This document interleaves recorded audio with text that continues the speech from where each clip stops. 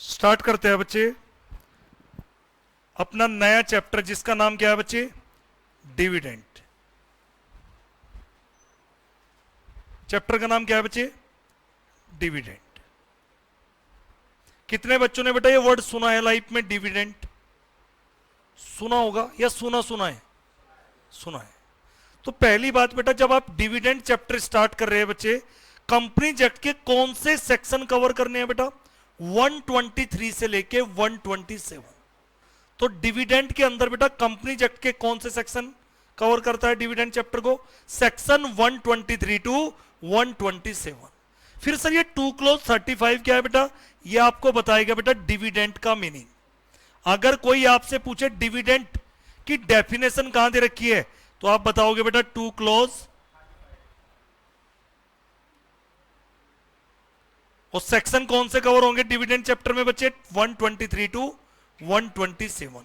इस चैप्टर के अंदर बेटा आपको रूल्स भी पढ़ने, आपको सभी चैप्टर में कंपनीज एक्ट के साथ में क्या भी पढ़ने होते हैं बेटा? रूल्स। यहां पे कौन से रूल्स है बच्चे? Companies declaration and payment of dividend rules 2014। और आपको एक और इंपॉर्टेंट बात बताता हूं बेटा, SS3 नॉलेज के लिए बता रहा हूं, सेक्रेटेरियल स्टैंडर्ड 3 किसकी बात करता है? डिविडेंड की। तो अगर आप चाहते हो डिविडेंड की आपको एक अच्छी समझ हो, तो पहले आपको दिमाग में रखना है कंपनीज एक्ट के सेक्शन 123 टू 127, साथ में क्या रीड करने हैं बेटा? रूल्स। रूल्स क्या होते हैं बच्चे? हर चैप्टर में कंपनीज एक्ट में, देखो इस चैप्टर में सेक्शन है, तो कोई बच्चा बताएगा ये सेक्शन किसने बनाए होंगे 123 टू 127? पार्लियामेंट ने। यानी ये जो चैप्टर है बेटा 123 टू 127 डिविडेंड, ये कहां पे बना है बेटा? कंपनीज एक्ट किसने बनाया? पार्लियामेंट ने। लेकिन इसके साथ आपको क्या भी पढ़ने हैं बेटा? रूल्स पढ़ने हैं। रूल्स बनाने की पावर किसकी होती है? Central government. और कंपनीज एक्ट में सेंट्रल गवर्नमेंट का मतलब क्या है? Ministry of corporate affair.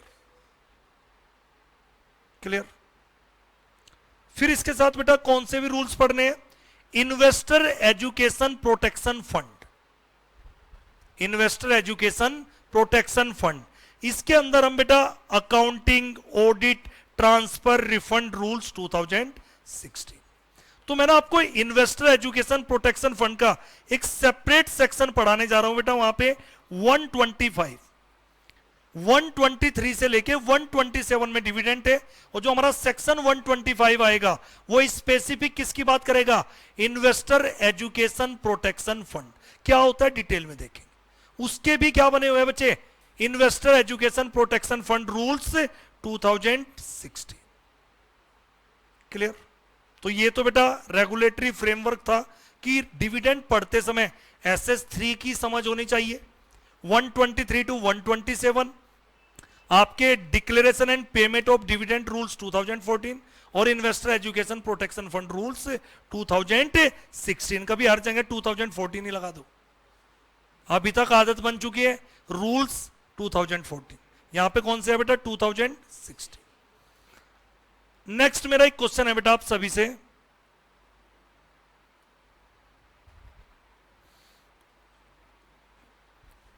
सबसे पहले मुझे डिविडेंड के बारे में देखता हूं बेटा, पूरी क्लास में कौन बताएगा? शिव। अगर कोई आपसे बेटा चैप्टर के बारे में पूछे डिविडेंड, आराम से समझना, कंपनी में शेयर होल्डर होते हैं, ये वर्ड सुना है या नहीं? या मैं कंपनी में शेयर होल्डर वर्ड यूज करूं या कंपनी में मेंबर वर्ड यूज करूं?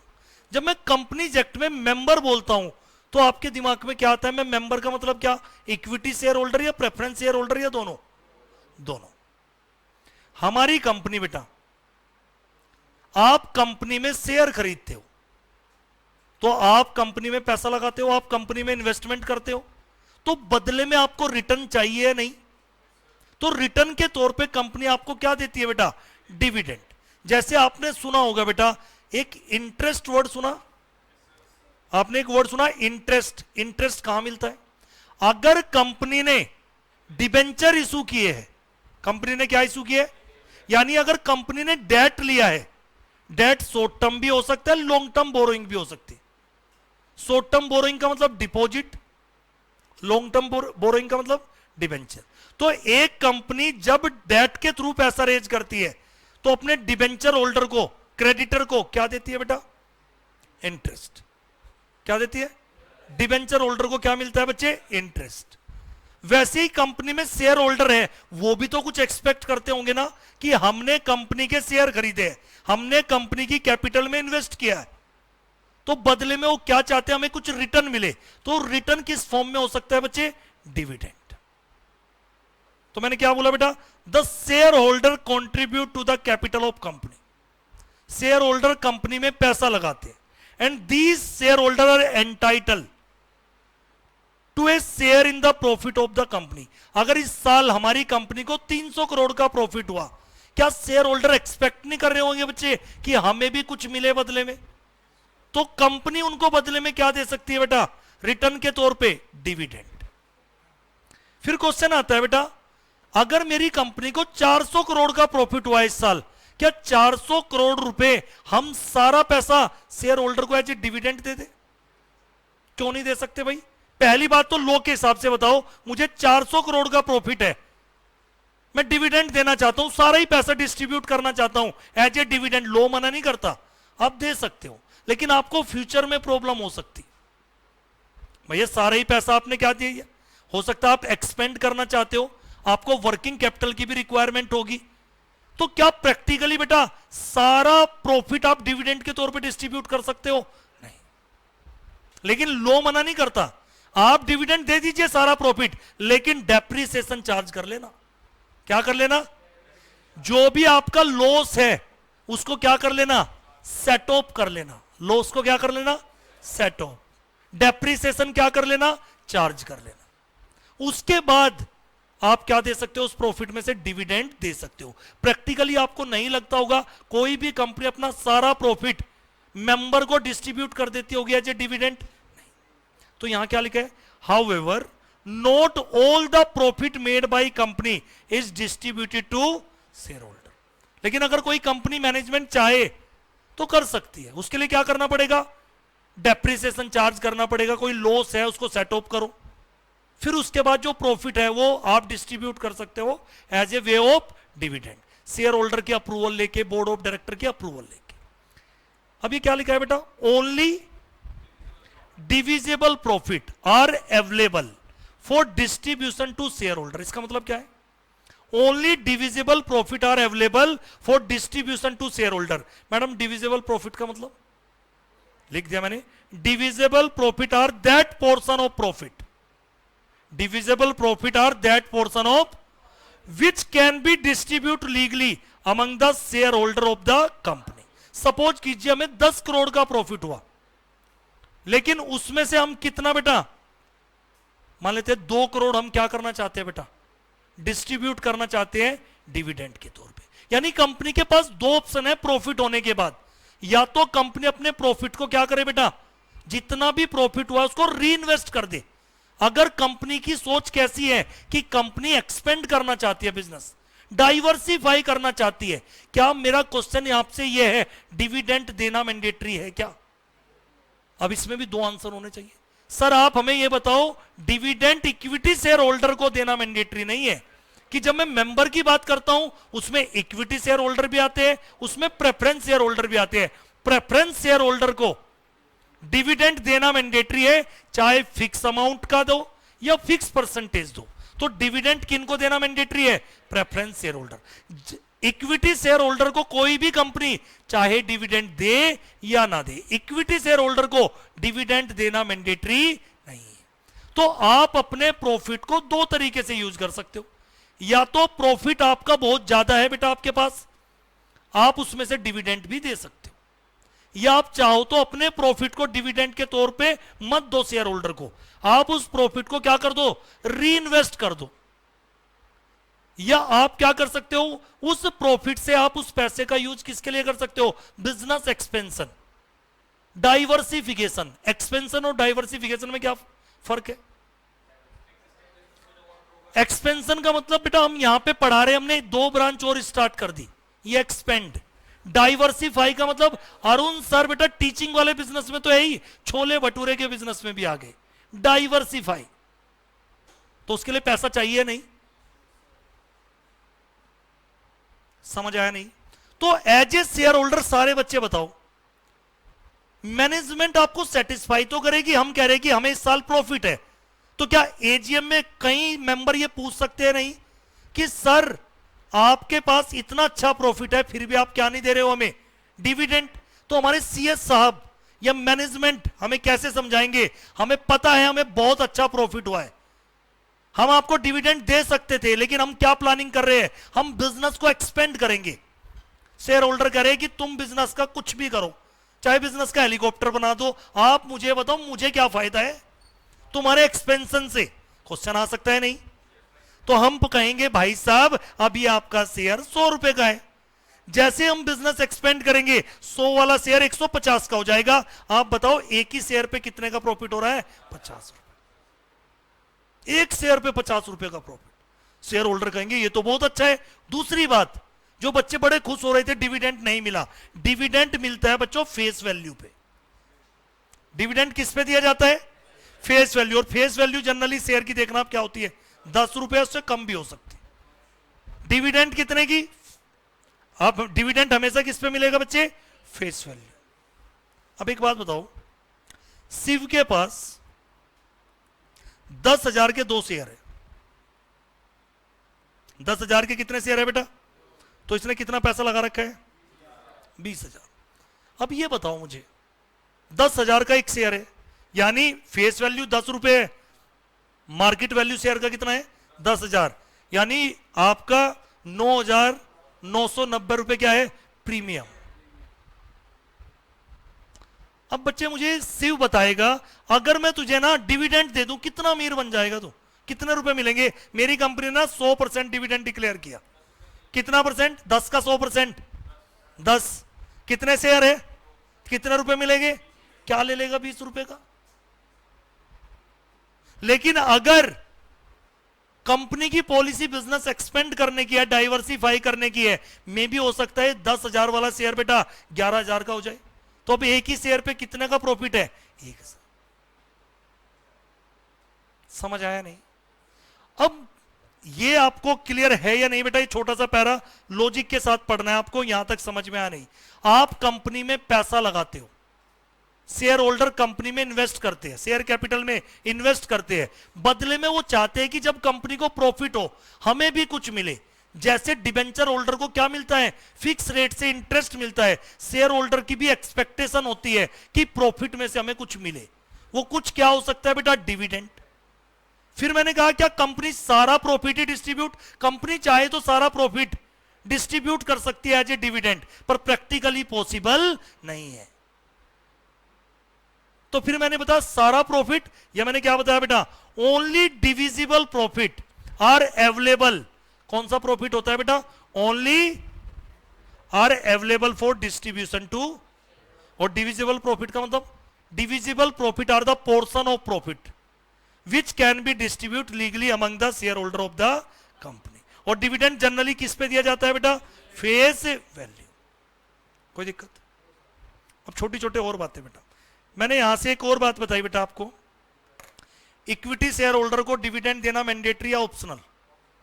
आपकी कंपनी चाहे इक्विटी शेयर होल्डर को डिविडेंड दे भी सकती है और नहीं भी। प्रेफरेंस शेयर होल्डर को, नाम ही उनका क्या है? Preference share holder. नाम ही क्या है? बेचारे का नाम है प्रेफरेंस शेयर होल्डर। इसे किस पे प्रेफरेंस दी जाएगी? इक्विटी पे। कितनी बातों की प्रेफरेंस? 2 बातों की प्रेफरेंस। एक तो इनको क्या मिलेगा? फिक्स रेट से क्या मिलेगा? डिविडेंड। और अगर कंपनी वाइंडिंग अप में जाती है, रीपेमेंट पहले किसकी होगी? Preference share holder. इसीलिए तो इनको क्या नाम दिया गया है? Preference share holder. और प्रेफरेंस किस पे दी जा रही है? इक्विटी पे। प्रेफरेंस किस पे देनी है? तभी तो कंपनी में खाली प्रेफरेंस शेयर होल्डर थोड़ा होंगे, कौन भी होंगे? Equity share holder. तभी तो उनका नाम क्या है? Preference share holder. बात समझ में आई या नहीं? हाँ बेटा, चलो पूरी क्लास में क्वेश्चन का जवाब देखता हूं कौन देता है। कौन सी ऐसी कंपनी है जो अपने मेंबर को डिविडेंड नहीं देगी? Section 8 company. अगर आपने सेक्शन 8 कंपनी बनाई है, एब्सोल्यूट प्रोहिबिशन, यही तो कहता हूं कि जोड़ना नहीं आता तुम पे। पहले चैप्टर में आपने पढ़ा है सेक्शन 8 कंपनी। सेक्शन 8 कंपनी पे एब्सोल्यूट प्रोहिबिशन है कि सेक्शन 8 कंपनी अपने मेंबर को क्या नहीं देगी, डिविडेंड नहीं देगी, एब्सोल्यूट प्रोहिबिशन। और ये प्रोहिबिशन कहां मेंशन होती है सेक्शन 8 कंपनी के आर्टिकल में, यानी सेक्शन 8 कंपनी अपने आर्टिकल में इंटरनल रूल एंड रेगुलेशन के अंदर क्या मेंशन करेगी कि कोई भी सेक्शन 8 कंपनी अपने मेंबर को क्या नहीं देगी, डिविडेंड। आज मैं क्या पढ़ा रहा हूं, डिविडेंड। क्या ये पॉइंट इंपॉर्टेंट था या नहीं, इसी को ही कनेक्टिविटी कहते हैं। कौन से चैप्टर से कहां जुड़ रहा है, क्लियर। आगे बढ़ते हैं बेटा। अगर मैं बात करूं बेटा, ये जो डिविडेंड वर्ड है बेटा, ये लैटिन वर्ड है, कहां से लिया गया बेटा, देखो क्या नाम है, डिविडेंडा। इसका मतलब क्या है बेटा, समथिंग टू बी डिवाइड। लेकिन अब ऐसे नहीं लिखा है ना पेपर में, आपको तो 2 क्लॉज 35 डिविडेंड की डेफिनेशन कहां दे रखी है बच्चे, 2 क्लॉज 35। आप सभी बच्चों को पता है सेक्शन 2 में डेफिनेशन होती है, 2 क्लॉज 35 में डिविडेंड की डेफिनेशन दे रखी है। और क्या जबरदस्त डेफिनेशन है, डिविडेंड इंक्लूड, कुछ नहीं बताया, बस क्या बताया, dividend include any interim dividend. इससे एक बात क्लियर हो गई, क्या क्लियर हो गई, डिविडेंड दो तरीके के होते हैं, डिविडेंड दो तरीके के होते हैं, फाइनल डिविडेंड, फाइनल डिविडेंड, और दूसरा क्या होता है बेटा, इंटरिम डिविडेंड। डिविडेंड बेटा दो तरीके के होते हैं, फाइनल डिविडेंड और इंटरिम डिविडेंड। यानी डेफिनेशन ही कितनी अच्छी है, डिविडेंड इंक्लूड, यानी इस पूरे चैप्टर में जब भी डिविडेंड वर्ड आए, जब भी मैं डिविडेंड वर्ड यूज करूंगा तो मान के चलना सर फाइनल की बात नहीं कर रहे हैं, किसकी भी बात कर रहे हैं, डिविडेंड इंक्लूड इंटरिम डिविडेंड। इस पूरे चैप्टर में जहां जहां डिविडेंड आएगा वहां वहां कौन सा वर्ड भी आएगा, इंटरिम डिविडेंड। अब मैंने एक ना बेटा इंटरेस्ट और डिविडेंड में मुझे ना 2-3 पॉइंट का डिफरेंस बताओ। हाँ बेटा, एक कंपनी इंटरेस्ट कब देती है, जब कंपनी ने कोई डेट से फंड रेज किया हो, डेट से, या तो डेट से फंड रेज होता है या इक्विटी से। तो अगर किसी कंपनी ने डेट से फंड रेज किया है तो मुझे बताना 3 तरीके, कंपनी ने हमारी ना डेट से फंड रेज किया है तो उस डेट में क्या हो सकता है, या तो मेरी कंपनी ने लोन लिया है, या डिबेंचर इशू करके पैसा रेज किया है, या डिपॉजिटर डिपॉजिट से पैसा लिया है। तो डिबेंचर, डिपॉजिट, लोन, ये तीनों ही किसके एग्जांपल है बेटा, डेट के।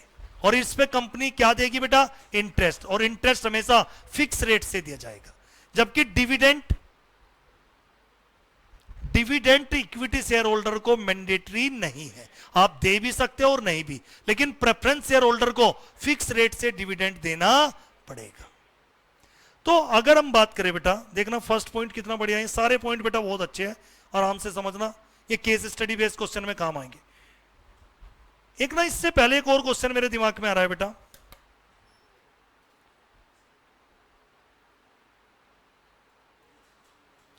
सारे बच्चे मुझे बस एक आंसर दो बेटा, वाई, एक क्वेश्चन का आंसर देंगे, एक एक बच्चे को सबको बताना है, Y company declare dividend.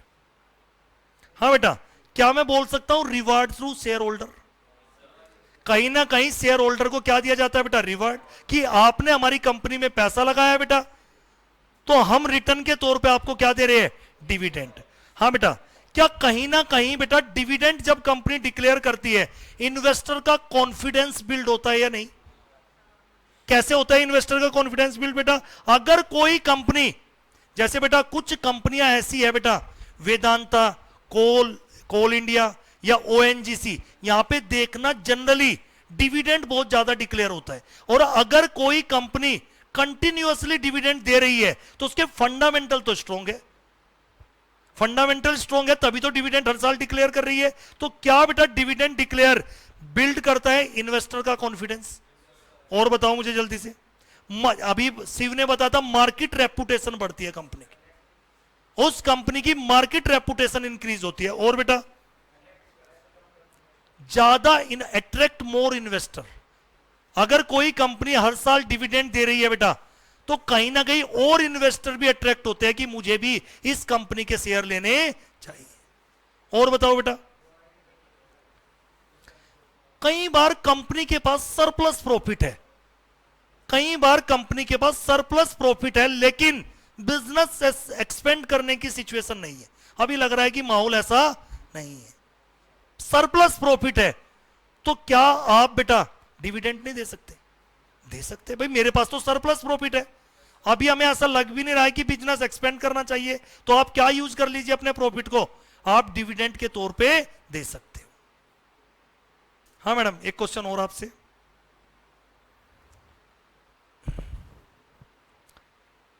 FM में डिविडेंड चैप्टर पढ़ लिया या अभी नहीं पढ़ा? चलो एफएम से भी जोड़ता हूं मैं डिविडेंड को। जब आपको सर एफएम वगैरह में ही पढ़ाते हैं बेटा, या पढ़ के आए हो आप, तो उसमें ना एक अप्रोच है MM approach, Modi Miglani approach, पता नहीं किसी ने सुना या नहीं, एमएम अप्रोच। एक है बेटा वाल्टर वगैरह, तो ये दोनों पता क्या बोलते हैं, क्वेश्चन ही तुम एफएम में कैसे निकालोगे, एमएम अप्रोच क्या बोलती है मोदी मिगलानी, डिविडेंड दो या ना दो, मार्केट प्राइस पे कोई फर्क नहीं पड़ता। मतलब उसकी अप्रोच क्या कहती है, MM approach Modi Miglani, dividend दो या ना दो, मार्केट प्राइस पे डिविडेंड से कोई फर्क नहीं पड़ता, आपकी अर्निंग कैपेसिटी क्या है उस पे डिपेंड करता है आपका मार्केट प्राइस। सारे क्वेश्चन देखना ऐसे निकालोगे, क्वेश्चन में डिविडेंड दिया था नहीं दिया था, फिर आंसर आएंगे। वाल्टर मॉडल क्या बोलता है बेटा कि नहीं नहीं, डिविडेंड क्या करता है बेटा, डिविडेंड डिसीजन, ये डिविडेंड की जो आपकी पॉलिसी है, डिविडेंड डिसीजन पॉलिसी, ये मार्केट प्राइस को अफेक्ट करता है। अगर आप डिविडेंड दोगे तो इससे मार्केट प्राइस पे फर्क पड़ेगा। तो दो अप्रोच है, दो थॉट है बेटा। मोदी मिगलानी क्या बोल रहा है बेटा, डिविडेंड दो या ना दो, ये तो आपकी अर्निंग कैपेसिटी देखना है क्या है, वो मार्केट प्राइस को अफेक्ट करती है। जबकि वाल्टर मॉडल क्या कह रहा है बेटा कि नहीं नहीं, डिविडेंड डिसीजन आपके मार्केट प्राइस को अफेक्ट करते हैं। फिर बेटा यहां पे छोटी छोटी बातें देखना, फर्स्ट पॉइंट क्या लिखा हुआ है बच्चे, डिविडेंड कौन सी कंपनी पे कर सकती है बेटा, dividend can be paid companies except section 8 company को छोड़ के, सेक्शन 8 कंपनी को मतलब कंपनी विद चैरिटेबल ऑब्जेक्ट, तो डिविडेंड कोई भी कंपनी पेड कर सकती है एक्सेप्ट सेक्शन 8 कंपनी। और सेक्शन 8 कंपनी को बेटा क्या है, प्रोहिबिट। सेक्शन 8 कंपनी जो भी प्रॉफिट अर्न करेगी उसको क्या करेगी, री इन्वेस्ट। सेक्शन 8 कंपनी का जो भी प्रॉफिट होगा उसको सेक्शन 8 कंपनी में क्या कर दिया जाएगा, री इन्वेस्ट। लेकिन सेक्शन 8 कंपनी के मेंबर को आप क्या नहीं दोगे, डिविडेंड, एब्सोल्यूट प्रोहिबिशन। आपको आर्टिकल में क्लियरली लिखना है कि किसी भी मेंबर को डिविडेंड नहीं मिलेगा। नेक्स्ट देखना बेटा, नेक्स्ट बेटा, द कंपनी जनरल मीटिंग में declare dividend but no dividend shall exceed the amount recommended by board. बेटा कितनी इंपॉर्टेंट बात बताने जा रहा हूं मैं, बच्चे आप ध्यान से समझना। क्वेश्चन क्या है, मैं पहले फाइनल डिविडेंड की बात करता हूं। कौन से डिविडेंड की बेटा, बेटा ये जो फाइनल डिविडेंड होता है ये कहां पे दिया जाता है बेटा, डिक्लेयर किया जाता है एजीएम में। फाइनल डिविडेंड कहां डिक्लेयर किया जाएगा, एजीएम में। यानी पहले बेटा आपकी बैलेंस शीट तो बन जाए, आपके प्रॉफिट तो आ जाए, अपने प्रॉफिट में से ही तो क्या दोगे, फाइनल डिविडेंड। डिविडेंड भी दो तरीके के, इंटरिम डिविडेंड और दूसरा क्या बेटा, फाइनल डिविडेंड। हाँ बच्चे, फाइनल डिविडेंड रिकमेंड कौन करती है बेटा, recommended by board of director. बेटा फाइनल डिविडेंड रिकमेंड कौन करेगी बेटा, बोर्ड ऑफ। सपोज कीजिए हमारे बोर्ड ऑफ डायरेक्टर ने इस साल का प्रॉफिट देखा और बोर्ड ऑफ डायरेक्टर ने डिक्लेयर किया 20% हम प्रॉफिट में से क्या देंगे, डिविडेंड। रिकमेंड किसने किया, रिकमेंड किसने किया बेटा, फाइनल डिविडेंड, बोर्ड ऑफ। कहां पे, बोर्ड मीटिंग। अरे बोर्ड ऑफ डायरेक्टर कहां पे रिकमेंड करेंगे, बोर्ड ऑफ डायरेक्टर की बुलाई जाएगी बोर्ड मीटिंग, और बोर्ड मीटिंग में क्या पास होगा, बोर्ड रेजुलेशन। तो सबसे पहले जैसे ही कंपनी ने इस साल प्रॉफिट अर्न किया और हमारी मैनेजमेंट को लगता है कि डिविडेंड देना चाहिए, तो सबसे पहले बोर्ड ऑफ डायरेक्टर कहां पे रिकमेंड करेंगे, बोर्ड मीटिंग में, बोर्ड रेजुलेशन। कितना रिकमेंड किया, हमारे शेयर होल्डर अप्रूव करेंगे। हमारे शेयर होल्डर क्या करेंगे, शेयर होल्डर अप्रूव करेंगे। कहां पे अप्रूव करेंगे, एजीएम में। शेयर होल्डर अप्रूव कहां करेंगे बेटा, एजीएम। तो क्या समझ में आया, final dividend is recommended by board of director. Final dividend is recommended by board of director in board meeting by passing board resolution, लेकिन approve by shareholder in annual general meeting by passing OR. By passing, तुम्हें तो कुछ भी याद नहीं है, मैं याद दिलाता हूं कुछ। 4 बिजनेस ऑर्डिनरी होते हैं, 4 बिजनेस कंपनीज एक्ट में क्या होते हैं, और उनमें से एक ऑर्डिनरी बिजनेस था डिक्लेरेशन ऑफ फाइनल डिविडेंड। तो ये जो एजीएम में फाइनल डिविडेंड डिक्लेयर होता है, ये कौन सा बिजनेस होता है, ऑर्डिनरी बिजनेस। और कौन सा रेजुलेशन पास होता है, ऑर्डिनरी रेजुलेशन। कनेक्ट कर पा रहे हो? मैंने बताया था आपको 4 ऑर्डिनरी बिजनेस होते हैं, उनमें से एक 4 ऑर्डिनरी बिजनेस में से कौन सा भी होता है, डिक्लेरेशन ऑफ फाइनल डिविडेंड। तो फाइनल डिविडेंड डिक्लेयर कहां पे होगा, एनुअल जनरल मीटिंग में। कौन अप्रूव करेंगे, शेयर होल्डर। एजीएम में कौन सा रेजुलेशन पास होगा, ऑर्डिनरी रेजुलेशन। और कौन सा बिजनेस ट्रीट किया जाएगा, ऑर्डिनरी बिजनेस। समझ आया नहीं कुछ? तो मैं क्या कह रहा हूं बेटा, कंपनी जनरल मीटिंग में क्या करेगी, डिविडेंड डिक्लेयर करेगी, but no dividend shall exceed the amount recommended by board. मतलब हमारे बोर्ड ऑफ डायरेक्टर ने रिकमेंड किया 20%, शेयर होल्डर करे नहीं 30% कर दो, नहीं कर सकते। जितना बोर्ड ऑफ डायरेक्टर ने रिकमेंड किया, या तो उतना अप्रूव करोगे या उससे कम। जितना बोर्ड ऑफ डायरेक्टर ने रिकमेंड किया शेयर होल्डर एजीएम में, या तो उतना ही अप्रूव कर सकते हैं या उससे कम, उससे ज्यादा अप्रूव नहीं कर सकते। और ये बात बेटा कहां से भी निकाल के लेके आया हूं मैं, क्लोज 80 ऑफ टेबल ऐप। पता नहीं टेबल ऐप भूल गए नहीं, शेड्यूल 1 के अंदर टेबल ऐप दे रखी है, जिसके अंदर 91 रेगुलेशन है। रेगुलेशन नंबर 80 किसकी बात कर रही है बेटा, कि कंपनी जनरल मीटिंग में कितना डिविडेंड डिक्लेयर कर सकती है, जितना बोर्ड ऑफ डायरेक्टर ने रिकमेंड किया है उससे ज्यादा अप्रूव नहीं कर सकते। कोई दिक्कत? अरे यही तो है बेटा, बोर्ड ने रिकमेंड किया, अप्रूव किसको करना है, प्रपोज। दे थोड़ा दिया, हाँ जो रखा गया अभी। बच्चे ये बताओ यहां तक कोई दिक्कत है क्या? फिर बेटा dividend is recommended by board of director. हाँ भाई, डिविडेंड कहां रिकमेंड होगा, और ये मैं कौन से डिविडेंड की बात कर रहा हूं, final dividend. Final dividend is recommended by board of director, approve by shareholder at annual general meeting. कौन से रेजुलेशन से, ओआर। कौन सा बिजनेस, ऑर्डिनरी बिजनेस। एमसीक्यू में क्वेश्चन पूछ सकता है नहीं। Declaration of final dividend is special business, ordinary business. और final dividend is declare in annual general meeting by passing ordinary resolution. Next क्या है बेटा, dividend is not liability. Dividend company के लिए लाइबिलिटी नहीं है। कब तक, unless it is declared by at a validly constituted general meeting by passing at the rate recommended by और such lower rates as may B.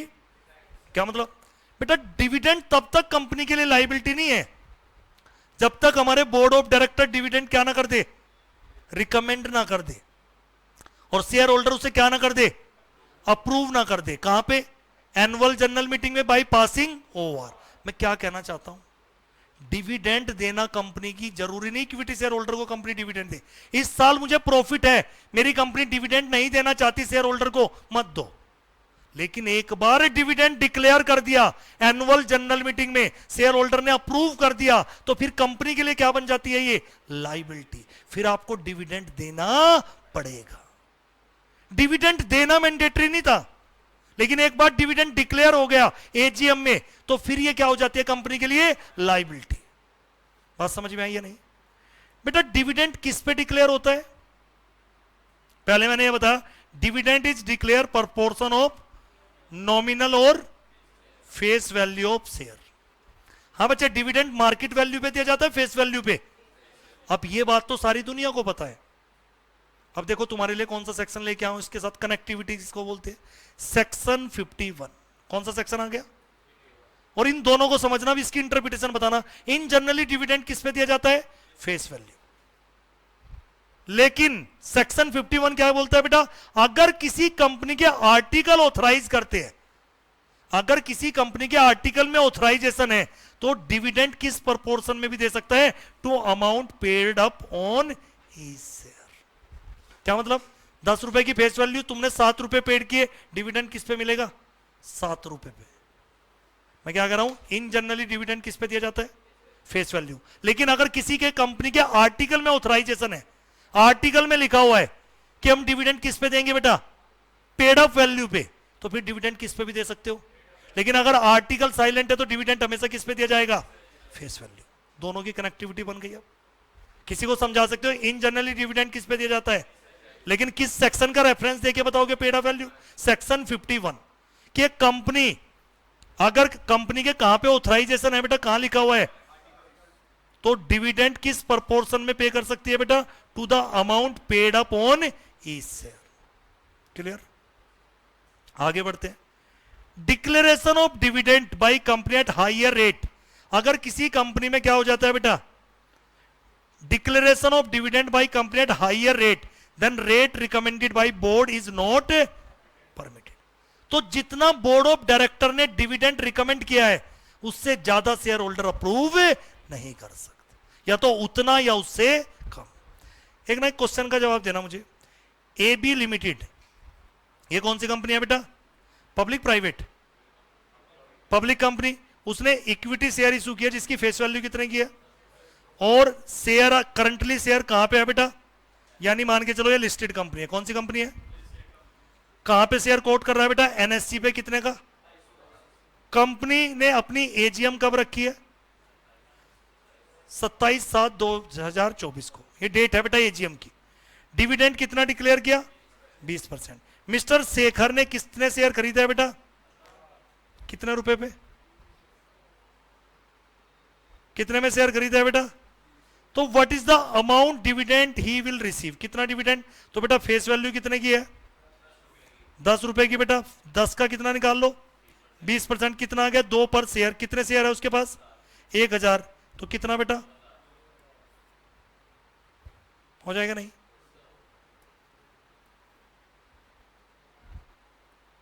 एक question है मेरा, देखता हूं बेटा कौन बच्चा बताएगा। शेयर होल्डर ने अपनी एनुअल जनरल मीटिंग में एक यूनानिमस रेजोल्यूशन पास कर दिया, सारे शेयर होल्डर ने यूनानिमस रेजोल्यूशन पास कर दिया। बोर्ड ने रिकमेंड किया था 20%, शेयर होल्डर ने यूनानिमस का मतलब 100% शेयर होल्डर की कंसेंट है, नहीं हम तो 40% डिविडेंड लेंगे। बोर्ड ने कितना रिकमेंड किया, शेयर होल्डर ने एजीएम में यूनानिमस रेजोल्यूशन पास किया for payment of dividend at a rate higher than recommended by director. Discuss the validity of resolution. Answer देखो, अंडर रेगुलेशन 80 क्या बोलती है बेटा, although the power to declare dividend, power किसकी है declare करने की, हाउएवर अंडर नो सर्कमस्टांसेस, किसी भी सर्कमस्टांस में they can declare dividend exceed the amount recommended by board of. तो dividend at the AGM is an, और ये भी याद रखना बेटा, ये जो डिविडेंड एजीएम में दिया जाता है कौन सा बिजनेस होता है, और इसमें क्या पास करना होता है, ओआर। तो मुझे बताओ बेटा, अगर बोर्ड ऑफ डायरेक्टर ने 20% रिकमेंड किया और शेयर होल्डर ने यूनानिमस रेजोल्यूशन 100% शेयर होल्डर के अप्रूवल से, क्या बोर्ड ऑफ डायरेक्टर ने जितना रिकमेंड किया उसको इंक्रीज कर सकते हैं, no. उसको इंक्रीज जितना बोर्ड ने रिकमेंड किया है मैक्सिमम उतना ही आप एजीएम में अप्रूव करो। बात बताओ समझ में आई या नहीं, पक्का, हाँ भाई क्लियर है। आगे बेटा, डिविडेंड कितने तरीके के, इंटरिम डिविडेंड और आपका बेटा फाइनल डिविडेंड, 2 तरीके के डिविडेंड है। मैंने आपको पहले ही बताया 2 क्लोज 35 जब हम स्टार्ट करते हैं, 2 क्लोज 35 में क्या लिखा हुआ है डेफिनेशन में, डिविडेंड इंक्लूड इंटरिम डिविडेंड।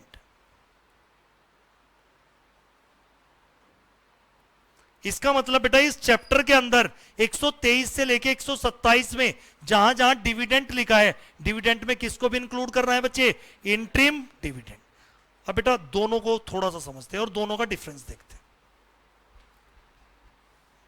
पहले मैं बात करता हूं बेटा इंटरिम डिविडेंड, एक तो फाइनल डिविडेंड अभी बताया मैंने, फाइनल डिविडेंड की 2-3 बातें तो मैं बता चुका हूं। देखना बेटा फाइनल डिविडेंड की, फाइनल डिविडेंड कहां डिक्लेयर होता है, rate of dividend recommended by can not be increase by member. अभी मैंने आपको बताया बेटा फाइनल डिविडेंड की कुछ छोटी छोटी बातें। फाइनल डिविडेंड कहां दिया जाएगा? एजीएम में। कौन सा रेजुलेशन पास होगा? ऑर्डिनरी, यानी ऑर्डिनरी रेजुलेशन का मतलब मोर देन 50% शेयर होल्डर की अप्रूवल लेनी पड़ेगी। बेटा फाइनल डिविडेंड एजीएम में आपने, ये बिजनेस कौन सा है? Ordinary business. फाइनल डिविडेंड बेटा रिकमेंड कौन करते हैं? Final dividend is recommended by board of director, recommended by and approve by share holder in annual general meeting by passing ordinary resolution. याद रहेगा नहीं? इंट्रिम डिविडेंड सुनो बेटा, इंट्रिम डिविडेंड ये क्या होता है? इंट्रिम डिविडेंड दो एजीएम के between two AGM, between two AGM, दो एजीएम के बीच में जो डिविडेंड दिया जाता है उसे बोलते हैं इंट्रिम डिविडेंड। दो एजीएम के बीच में जो डिविडेंड दिया जाता है उसे क्या बोलते हैं बेटा? Interim dividend. आप सभी को पता होना चाहिए लिस्टेड कंपनी में क्वार्टरली प्रॉफिट आते। लिस्टेड कंपनी में कैसे प्रॉफिट आते? और एक बोतल में कितने क्वार्टर? 4। देखो ये बातें एकदम पता चल जाती है इनको नालायक को। अब मुझे बताओ एक साल में कितने क्वार्टर? 4। एक साल में कितने क्वार्टर? तो कैसे क्वार्टर कैसे स्टार्ट होंगे बेटा? हाँ भाई फर्स्ट क्वार्टर बताओ। क्या मैं बोल सकता हूं अप्रैल में? दूसरा क्वार्टर?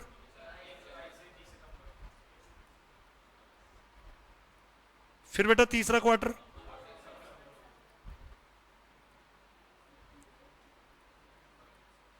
हाँ बेटा समझ आ रही है? क्वार्टर प्रैक्टिकली बेटा ध्यान से सुनना, अगर आपने किसी कंपनी के, लिस्टेड कंपनी के शेयर खरीद रखे, भाई लिस्टेड कंपनी के आपके पास शेयर होंगे, तो हर बंदे को ना बेटा एक उम्मीद रहती है कि इस बार ना क्वार्टरली प्रॉफिट अच्छे आएंगे तो ये शेयर ना मुझे कुछ प्रॉफिट देगा। अभी सोच के बताओ कौन से उसके क्वार्टर के नतीजे आने वाले हैं? अरे कौन से क्वार्टर के?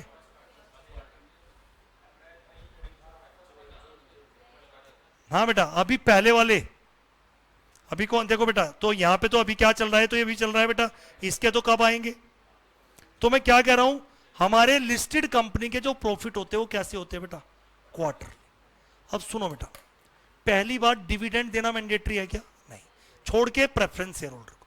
हमारी कंपनी को मस्ती है। क्या मस्ती है बेटा? इंट्रिम डिविडेंड देंगे। इस क्वार्टर में 50 करोड़ का प्रॉफिट हुआ है, छाया बेटा बड़ी खुश है, मैनेजमेंट में है छाया, कह रही कि हमें 50 करोड़ का उम्मीद ही नहीं था इस क्वार्टर में प्रॉफिट होगा। एक काम करो 20 करोड़ रुपए अपने शेयर होल्डर को दे दो इंट्रिम डिविडेंड के तौर पे। बच्चे बताओ ध्यान से समझो, इंट्रिम डिविडेंड ये एजीएम में दिया जा रहा है, between two AGM, between two AGM. बात समझ में आई बेटा? प्रैक्टिकली सोच के बताओ, जब हमारा पहला क्वार्टर कंप्लीट होगा उसमें कुछ प्रॉफिट कमाया होगा तभी जनरली दूसरे क्वार्टर में इंट्रिम डिविडेंड देते होंगे। और अगर फाइनल डिविडेंड ही देना था, इतनी मस्ती थी, एजीएम में दे देता। तो भाई पहला क्वार्टर चला, पहले कुछ कमाओ तो सही। प्रैक्टिकली सोचना, पहले क्वार्टर में कुछ कमाओगे, दूसरे क्वार्टर में डिक्लेयर कर देना। किसके बेसिस पे? पहले क्वार्टर में हमें प्रॉफिट हुआ है, उसके बेसिस में सेकेंड क्वार्टर पे डिविडेंड दे सकते हैं नहीं? या 2 क्वार्टर में प्रॉफिट है, तीसरे क्वार्टर में इंट्रिम डिविडेंड दे सकते हैं नहीं? या 3 क्वार्टर के बेसिस पे चौथे क्वार्टर में इंट्रिम डिविडेंड दे सकते हैं नहीं? इंट्रिम डिविडेंड देना मैंडेटरी नहीं है, पर कंपनी चाहे तो लिस्टेड कंपनी के क्वार्टरली प्रॉफिट आते हैं, उन प्रॉफिट के बेसिस पे क्या दे सकती है? Interim dividend. क्या सर चारों क्वार्टर में दे सकती है? बहुत दे सकते हैं भाई, किसने मना किया? इस क्वार्टर में भी प्रॉफिट, लो भैया प्रॉफिट, मेंबर के साथ डिविडेंड दे दिया। दूसरे क्वार्टर में भी प्रॉफिट, मेंबर को इंट्रिम डिविडेंड दे दिया। तीसरे क्वार्टर में भी प्रॉफिट, इंट्रिम डिविडेंड दिया। क्या मना थोड़ा है? लेकिन क्या मैंडेटरी है इंट्रिम डिविडेंड देना? नहीं।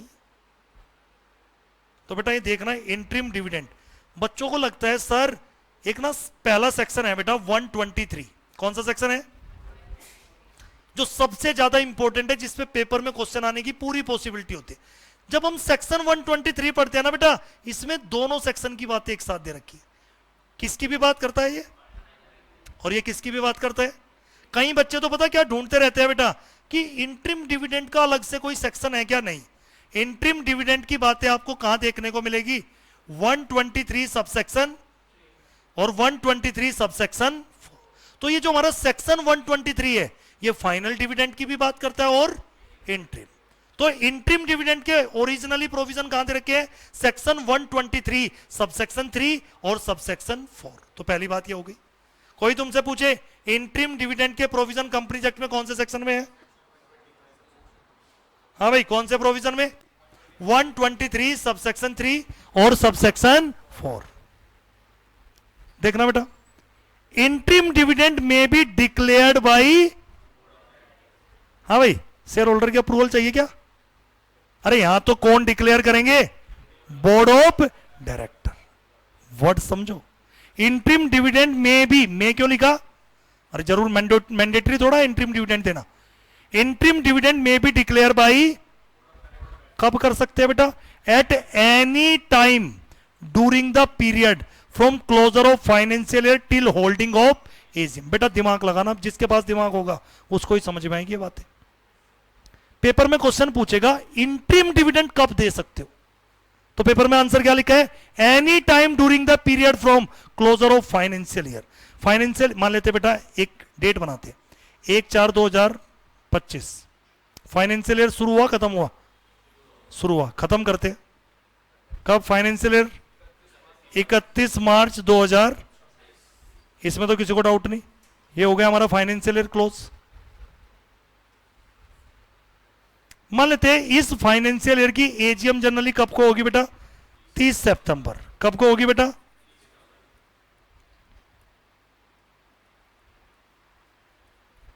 सितंबर कब होगी बेटा? हाँ भाई ध्यान से सुनना मेरी बात। हमारे फाइनेंशियल ईयर 1 अप्रैल 2025 को स्टार्ट हुआ, कब क्लोज हो गया? 31 मार्च। एजीएम कब हो रही है बेटा हमारी? अब पता इंट्रीम डिविडेंड कब दे सकते हो? इस पूरे फाइनेंशियल ईयर क्लोज होने से पहले पहले आप कभी भी दे सकते हो। यानी 1/4/2025 से 31 मार्च 2026 के बीच में आप कभी भी क्या दे सकते हो? Interim dividend. अब ये बात तो सबको ही पता थी, लेकिन एक नई बात देखो क्या जबरदस्त आई है बेटा अमेंडमेंट। कह रहा है कि फाइनेंशियल ईयर क्लोज हो गया आपका, उसके बाद भी इंट्रीम डिविडेंड दे सकते हो। कब तक? जब तक आपकी क्या ना हो जाए? एजीएम। अब पता पेपर में कैसे कंफ्यूज करेगा तुम्हें, तुमसे पूछेगा इंट्रीम डिविडेंड 25-26 वाला कब तक दे सकते? या तो 25-26 में फाइनेंशियल ईयर क्लोज होने से पहले दे सकते हो, या बेटा 25-26 की एजीएम होने से पहले उस टाइम पीरियड में भी आप क्या दे सकते हो? Interim dividend. बेटा ध्यान से सुनना जो बताने जा रहा हूं। कई बच्चों को ये तो समझ में नहीं आता, सर 31 मार्च के बाद तो नया फाइनेंशियल ईयर स्टार्ट हो गया।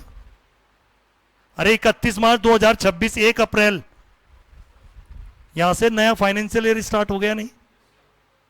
और ये पहला बेटा अप्रैल, मई, जून, इसमें भी तो बेटा एक क्वार्टर हो गया। और हमारी कंपनी ने बेटा जुलाई में क्या डिक्लेयर किया? Interim dividend. पेपर में क्वेश्चन में ध्यान से देखना, जुलाई में पता आपके पास दोनों ऑप्शन है। या तो जुलाई में आप क्या दे सकते हो? 26-27 का इंट्रीम डिविडेंड दे सकते हो, या 25-26 का भी दे सकते हो जुलाई में। लेकिन आपको बताना पड़ेगा अगर आप नेक्स्ट फाइनेंशियल ईयर में इंट्रीम डिविडेंड दे रहे हो, ये कौन से फाइनेंशियल ईयर के लिए इंट्रीम डिविडेंड है। बेटा मेरी बात नहीं समझे, 31 मार्च को फाइनेंशियल ईयर क्लोज हो जाता है। मैं कह रहा हूं कि इंट्रीम डिविडेंड कब दे सकते हो आप? जो भी फाइनेंशियल ईयर है स्टार्टिंग से क्लोज के बीच में तो कभी भी दे लो। मैं कह रहा हूं अभी एजीएम तो कब होगी उस फाइनेंशियल ईयर की? 30 सितंबर। उससे पहले भी आप इंट्रीम डिविडेंड दे सकते हो पुराने साल का, जबकि नया फाइनेंशियल ईयर स्टार्ट हो चुका। लेकिन उस पीरियड में आपको यह बताना पड़ेगा ये जो नए फाइनेंशियल ईयर में आप इंट्रीम डिविडेंड दे रहे हो, ये नए साल का है या पुराने साल का। आया कुछ समझ में नहीं? हाँ भाई ऑनलाइन वालों क्लियर है या नहीं? हाँ बेटा।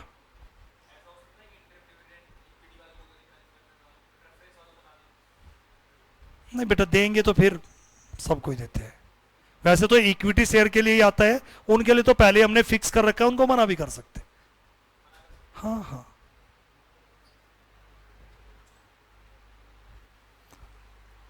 हाँ बेटा, हाँ हाँ, वो क्वेश्चन बताएगा, ऐसे थोड़ा देर से कुछ पूछ लेगा, वो बताएगा कि बेटा मैं क्या कहना चाहता हूं, मुझे सारे बच्चे बस इतना बता दो, इंट्रीम डिविडेंड में शेयर होल्डर की अप्रूवल चाहिए क्या? इंट्रीम डिविडेंड में भी डिक्लेयर बाय बोर्ड ऑफ, कब कर सकते हैं? At any time during the period from closure of financial year. Financial year close होने से पहले आप इंट्रीम डिविडेंड दे सकते हो। फाइनेंशियल ईयर क्लोज होने के बाद भी जब तक आपकी एजीएम ना हो जाए उस पीरियड में भी आप क्या दे सकते हो? पिछले साल का इंट्रीम डिविडेंड दे सकते हो।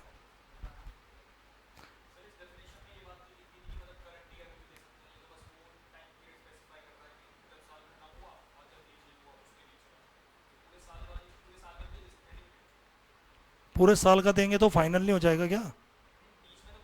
हाँ, अबे बोला तो एनी टाइम। हाँ, क्लोज फाइनेंशियल ईयर, ठीक है। हाँ हाँ, तो यही तो बता रहा हूं, उससे पहले भी दे सकते हैं। डेफिनेशन अबे ये लिखा तो एट एनी टाइम है। अबे भैया बस इंग्लिश की हिंदी मत कर, फालतू में क्या पढ़ रहा है। नहीं बेटा, ऐसे तो हमें लगता है ना लो में वो सीधे तौर पे थोड़ा लिखेगा। क्या? हाँ, अरे भैया ये पहले लिखा हुआ था ऑलरेडी, ये चीजें बाद में अमेंडमेंट की गई। बता तो रहा हूं, ये वर्ड नया टिल होल्डिंग एजीएम ये बाद में आया, ये शुरू से नहीं था, ये अमेंडमेंट थी। वो जो पढ़ेगा ना, इतना पढ़ने वाला है, वो अमेंडमेंट भी देखता है कि कितनी बार अमेंड हुआ है। चलो बेटा, अब बेटा अगला क्वेश्चन आता है, बेटा इंट्रीम डिविडेंड दोगे कब? हाँ भाई, इंट्रीम डिविडेंड कब दोगे? तो पता चल गया any time, closure of financial year से पहले, और फाइनेंशियल ईयर क्लोज होने के बाद एजीएम से पहले भी इंट्रीम डिविडेंड दे सकते हो। अगला क्वेश्चन आता है सोर्स कहां से दोगे? इंट्रीम डिविडेंड का सोर्स क्या है? बेटा ध्यान से सुनना, अब देखता हूं मैं, या तो आपके पी&एल में सरप्लस है, वहां से दे दीजिए इंट्रीम डिविडेंड, या बेटा profit of the financial year in which such dividend is sought to be. इसको देखता हूं कौन बताएगा। सेकंड पॉइंट देखता हूं, अब दिमाग चलाओ। अरे या तो तुम्हारे पी&एल में सरप्लस पैसा पड़ा हुआ है, वहां से इंट्रीम डिविडेंड दे दो। ये सेकंड वाला पता किसकी बात हो रही होगी? जैसे अब पता ये कब भी हो रही होगी, जब आपने interim dividend financial year close के बाद और एजीएम से पहले दिया है, तभी तो उस साल के प्रॉफिट निकल के आए होंगे। समझ गए नहीं? अरे फाइनेंशियल ईयर क्लोज हो गया, एजीएम से पहले भी तो इंट्रीम डिविडेंड दे सकते हो, तो कहां से दे सकते हो? उस साल ही क्या पता प्रॉफिट हो तो वहां से दे दो। या बेटा कहां से दे सकते हो? जिस क्वार्टर में आपने इंट्रीम डिविडेंड डिक्लेयर किया उससे पहले के क्वार्टर का जो प्रॉफिट है वहां से भी तो दे सकते हो। तो क्या लिखा है?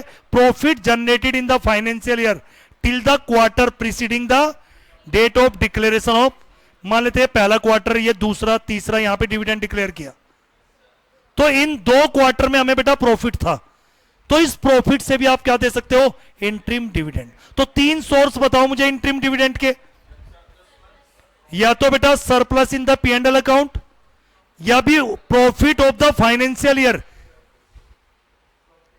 अगर आप फाइनेंशियल ईयर क्लोज होने के बाद एजीएम से पहले डिविडेंड डिक्लेयर कर रहे हो तो उस साल के फाइनेंशियल ईयर में से जो प्रॉफिट है उससे आप इंट्रीम डिविडेंड दे सकते हो। और तीसरा, जिस क्वार्टर में आपने इंट्रीम डिविडेंड डिक्लेयर किया उससे पहले क्वार्टर में अगर प्रॉफिट है वहां से भी इंट्रीम डिविडेंड पे कर सकते हो। लेकिन बेटा सुनो, अगर कंपनी को लॉस है, कब तक बेटा? जिस क्वार्टर में आपने इंट्रीम डिविडेंड, बेटा ये देखो, लॉस, लॉस, लॉस, फिर भी मस्ती है, क्या देंगे? Interim dividend.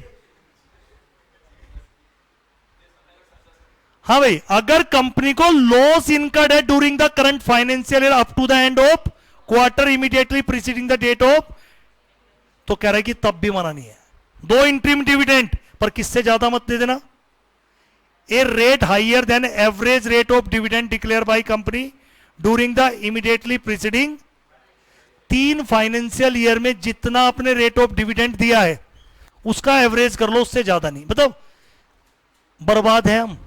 हर बार 12% देते थे 3 साल तक, इस बार बर्बादी का टाइम चल रहा है, इस बार 16% इंटरिम डिविडेंड देंगे। सालों जब तुम सही थे तब तो तुम कितना डिविडेंड देते थे, अभी तुम्हें क्या मस्ती है 16% की, किससे ज्यादा नहीं। अगर देना ही है लॉस में भी, पहली बात तो प्रैक्टिकली कंपनी देती होगी क्या बेटा, लेकिन फिर भी अगर मस्ती है तो पिछले 3 साल के एवरेज रेट से ज्यादा का डिविडेंड नहीं दोगे। हाँ बेटा, हाँ तभी कंपनी डिसीजन लेती होगी। क्लास में बैठ के थोड़ा डिसीजन लिए जाते हैं। कोई डिविडेंड मैंने, बेटा एक बात बताओ ना, तो यहां शेयर होल्डर की अप्रूवल लेनी है, मैनेजमेंट को अप्रूव करना है, तो मैनेजमेंट इतनी पागल थोड़ा होगी बेटा। जैसे तुम बैठे हो वैसे बैठ के सोचते नहीं। मैं तो कह रहा हूं कोई देता ही नहीं होगा बेटा, लॉस होने के बाद फिर भी लॉ अलाउ करता है। हाँ बेटा, अमाउंट ऑफ डिविडेंड, जब मैं डिविडेंड बोलता हूं तो उसमें क्या भी इंक्लूड हो जाता है। हाँ भाई सुनो, डिविडेंड डिक्लेयर कर दिया, सारे शेयर होल्डर खुश है, कह रहे कि पैसा है भी है, वैसे ही मस्ती कर रहे हो हमारे साथ। कह रहे कि अगर इतना ही डिविडेंड का पैसा है, इतना ही प्रॉफिट कमाया है, एक काम करो, अपनी कंपनी के बैंक अकाउंट से एक सेपरेट बैंक अकाउंट ओपन कराना पड़ेगा।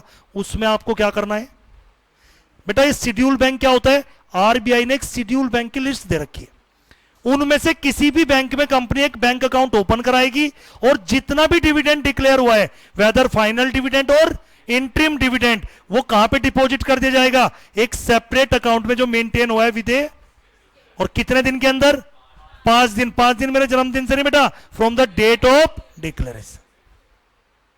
समझ आया नहीं। और ये देखना बेटा, all provision which are applicable to payment of, जो भी प्रोविजन पेमेंट ऑफ डिविडेंड पे एप्लीकेबल है वो किस पे भी अप्लाई होंगे।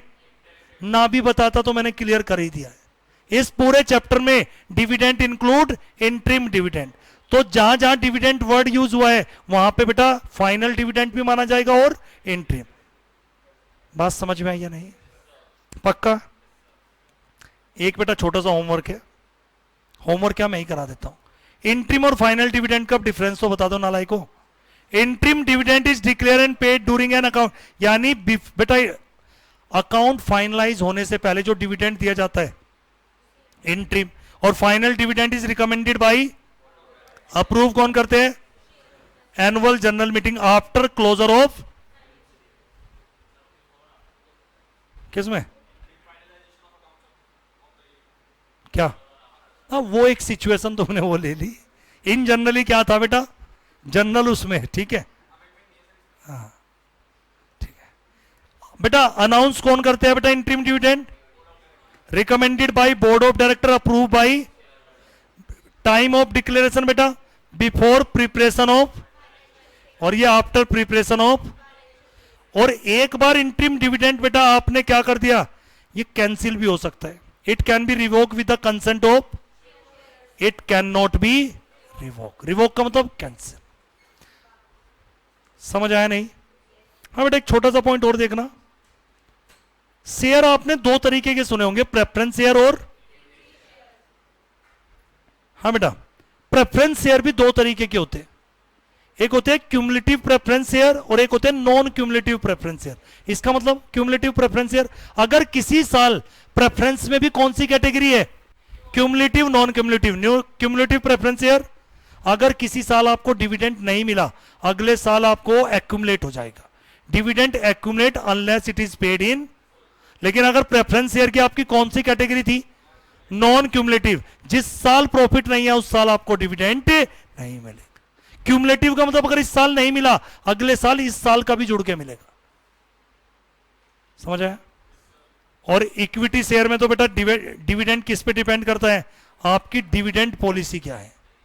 पहले आपको प्रेफरेंस शेयर होल्डर को तो फिक्स रेट से देना है, उसके बाद आप किसको भी दे सकते हो, वो कंपनी की डिविडेंड पॉलिसी पे डिपेंड करता है। और ये मैंने बताई दिया बेटा क्यूमुलेटिव प्रेफरेंस और नॉन क्यूमुलेटिव। हाँ बेटा, इक्विटी शेयर कौन होते हैं बेटा? आर दो शेयर विच आर नॉट, ये बेचारे दो प्रेफरेंशियल राइट नहीं होते इनके पास। प्रेफरेंस शेयर होल्डर के पास दो प्रेफरेंशियल राइट होते हैं, कौन से? एक तो फिक्स रेट से डिविडेंड मिलेगा, वो फिक्स अमाउंट भी हो सकता है, रेट भी, और वाइंडिंग अप में रीपेमेंट प्रायोरिटी किसको दी जाती है? और इक्विटी शेयर होल्डर को बेटा डिविडेंड देना मैंडेटरी नहीं है, लेकिन एक बार डिविडेंड डिक्लेयर कर दिया एजीएम में तो फिर आपको डिविडेंड देना मैंडेटरी है। समझ आया? कुछ नहीं? पक्का?